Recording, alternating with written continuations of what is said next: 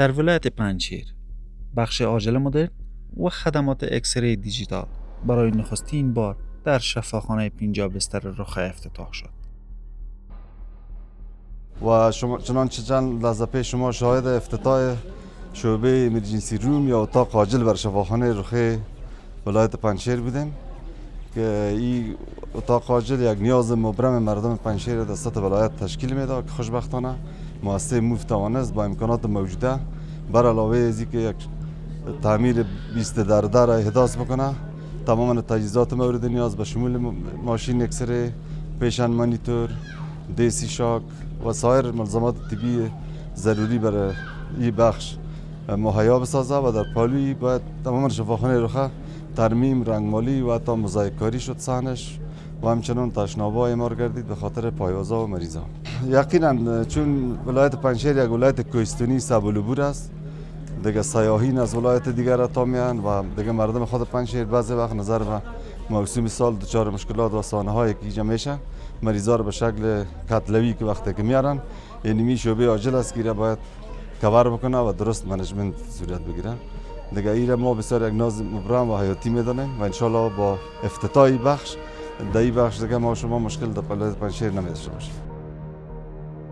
الحاج حافظ محمد آقا حکیم والی پنجشیر گفت با فراهم شدن این خدمات مردم دیگر برای تداوی نیاز به سفر به کابل و ولایت همجوار را ندارند.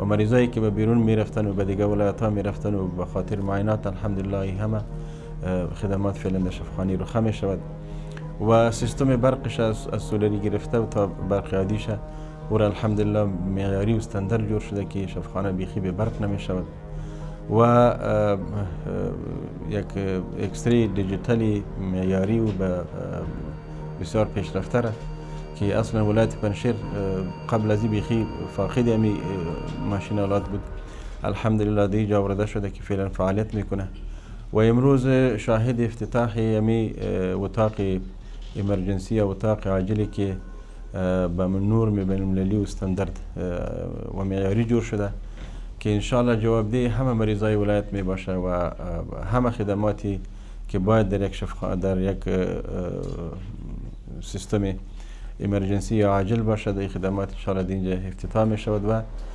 مریضای ما به این وادار نمی شود که از ولایت پنجشیر برود به کاپیستا و به پروان و به کابل. نو انشالله که امروز ما شما افتتاح امی اتاق امرجنسی رو یا اتاق عاجل را می کنیم.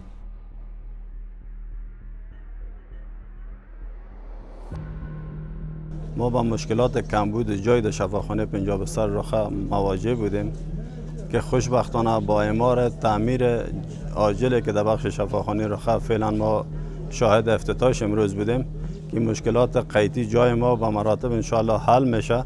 یکی از مشکلات عمده ما که بود که در بخش زنانه و مردانه ما جای در بخش عاجل جای ما بسیار قید بود که حالا خوشبختانه بخش زنانه ما جدا میشه که در این تعمیر که شما میبینید اجزایی و بخش مردانه ما هم جراحی و داخلی ما در تعمیر جدید میره که تعمیر جدید هم خوشبختانه با همه امکانات و تجهیزات طبی آماده است، از لحاظ اکسره پورتیبل، ماشین اولتراساوند، مانیتورها، ماشینای ECG یا گراف قلب، همه چیز انشالله مکمل است. کدام مشکل ما در بخش نداریم و یگانه مشکل ما که قیدی جای بود که الحمدلله با افتتاح تعمیر حل شده بخیر. و همچنان افزوده در 2 سال اخیر خدمات صحی پنجشیر 90% بهبود یافته و نزدیک به 20 میلیون افغانی در ساخت و تجهیز این شفاخانه هزینه شده است. یک نوآوری را به سطح ولایت پنجشیر به شفاخانه رخ الحمدلله به بار آمده که ما شاهدش می باشیم. انشاءالله امروز افتتاحش می شود. برادرای عزیز،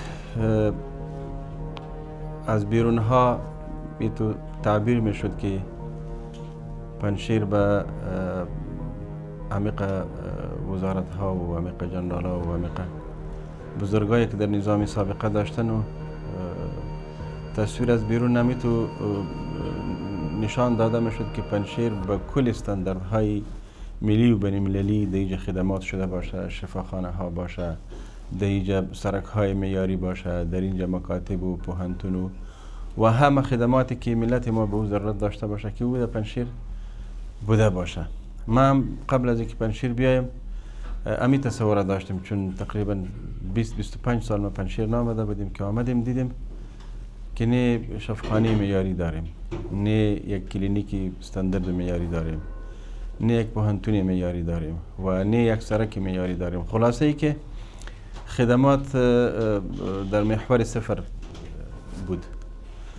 الحمدلله با آمدن امارت اسلامی افغانستان از امروز اول که ما مطابق واسطوانی نظام و مطابق امو واسطوانی که اداره پنجشیر داشت با همه داشته های فیزیکی و معنوی ما کوشش هایی کردیم که ما به ملت خود خدمت بکنیم و مصدر خدمت برای ملت خود شویم. و چون شفاخانه مرکزی و ولایتی نداشتیم، الحمدلله پیشنهادش خودم بردیم پیش امیرالمومنین صاحب و منظوری شفاخانه ولایتی مرکزی را از جناب شیخ صاحب گرفته و در وزارت صحت عامه زیر پروسس که او قراردادش می شود و انشاءالله که در آینده ها ما شاهد افتتاح شفاخانه مرکزی استانداردی ولایتی هم می باشیم اگر از الله بود. و 3 شفاخانه دیگه DH که به سطح ولسوالیه که خدمات معیاری را به ولسوالی ها میکنه اورم الحمدلله منظوریش گرفته، در حالت قرارداد است که او 3 شفاخانه که در بریان و در دره و حصه اول انشاءالله او شفاخانه ها هم که انشاءالله در آینده های نزدیک شاهد افتتاحش می باشیم.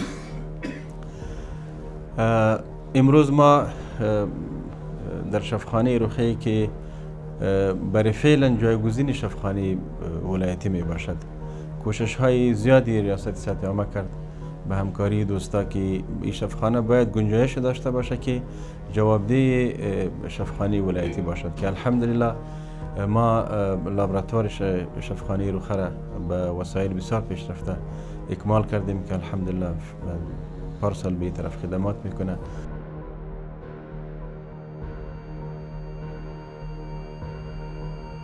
در قدم نخست برتم بگم که عرضه خدمات صحی که اجرا میشه از طریق یک اصول است، اصول پالیسی وزارت صحت عامه که تعیین شده که به نام BPHS است.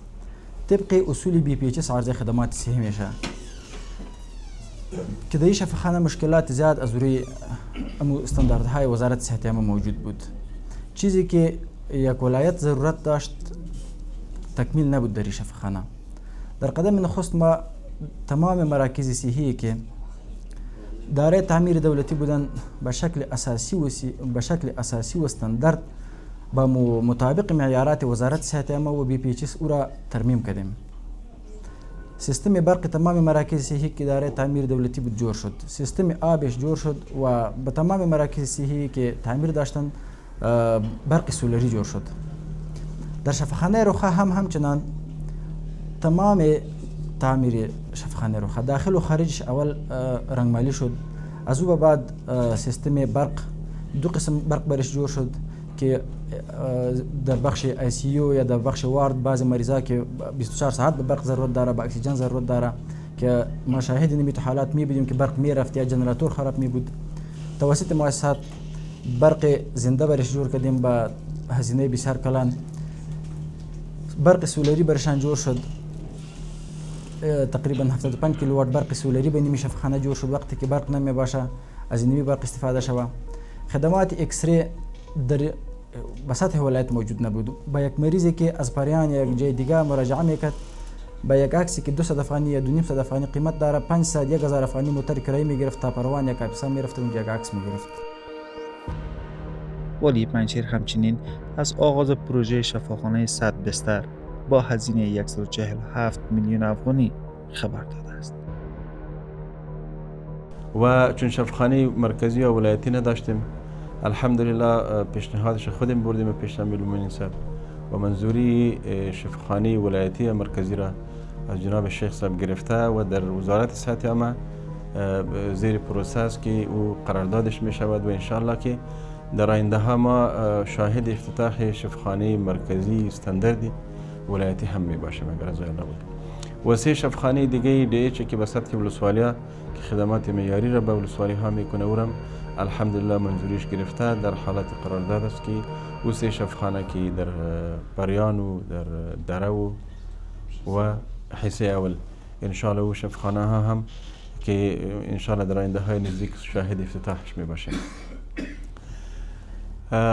امروز ما در شفاخانه رخی که برای فعلا جایگزین شفاخانه ولایتی می باشد، کوشش های زیادی ریاست صحت عامه کرد به همکاری دوستا که این شفاخانه باید گنجایش داشته باشه که جوابدهی شفاخانه ولایتی باشد که الحمدلله ما لابراتوار شفاخانه رخ را به وسایل بسیار پیشرفته اکمال کردیم که الحمدلله پارسال به این طرف خدمات میکنه.